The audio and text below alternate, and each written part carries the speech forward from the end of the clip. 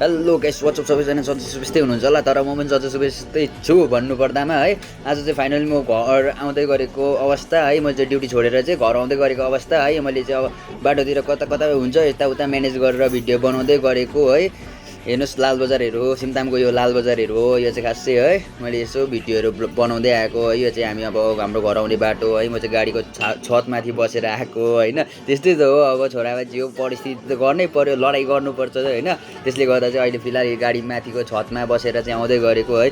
हेर्नु सक्नुहुन्छ तपाईँहरूले होइन अब अरू त के छ र त्यस्तो खासै कुरा त भन्नु सक्दिनँ होइन मलाई त्यस्तो आइडिया त छैन त्यस्तो बोल्नेमा होइन तर पनि हल्का ठुटे फुटे त म बोलिदिइहाल्छु होइन तपाईँहरूलाई के कस्तो लाग्छ कमेन्ट गरिदिनु होला होइन तपाईँहरूको सानो यो प्यारो भाइ शरण भाइलाई चाहिँ होइन साथ सपोर्ट गरिदिनु होला है अब त्यति भन्दै होइन अब भिडियो पनि अब यति नै त हो है म नि लास्टमा यो फाइनल घर पुगिसकेको अवस्था है यति नै भन्दै सकियो ल गाइस।